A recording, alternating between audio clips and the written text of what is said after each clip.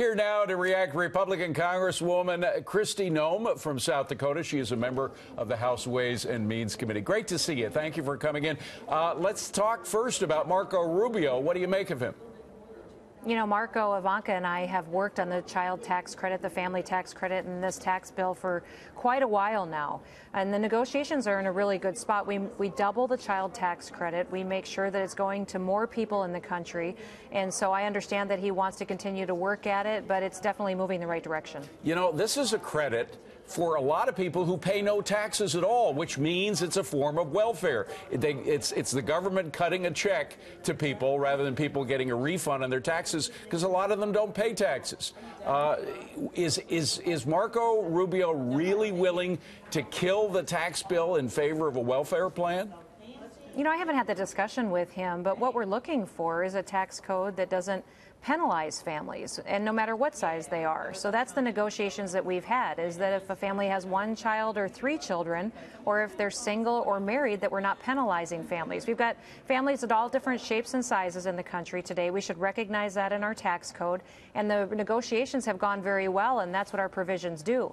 Now, if Marco still wants to improve that, I think that's honorable of him, but also we need to make sure that we're putting families first in this country, that we're making sure that we lower people's taxes, let them keep more of their hard-earned money. You know, this is a big difference than what we do today. I trust the people back home with their own money much more than I trust the federal government with it. Now, I'm sorry to keep asking you about the Senate, because, of course, you're not in control of what they do. However, that is where the tough decision is going to be made. And Senator Corker, who a lot of people thought was a hard no, is now saying, and I'm quoting, "I'm not a hard no," or at least his advisors are saying that about him.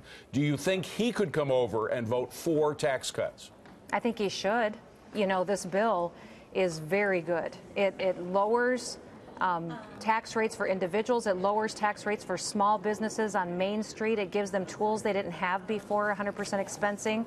It lowers tax rates on larger companies that want to come back to our country and be competitive in a world market like we see today. This is going to be the largest tax cut for families and for small businesses that we've had in the history of our country. So absolutely, I don't think the decisions are any harder in the Senate than what we're making in the House. This is a big bill, and everybody should be voting for it. Let me just talk about something that the Senate did add, which was a delay in the time that the tax cuts would kick in. That's totally out, correct? There will be no delay. We're not planning on a delay. You know, in the House, we've advocated for those cuts happening right away. We want to see the growth. We want to see them have the opportunity to reinvest in their businesses, raise wages for their employees. And so in the House bill, it reflected the priority of making those cuts right away, and I believe that's where we'll end up as well. Congresswoman Kristi Noem, good to see you. Thank you very much for coming in. Appreciate it.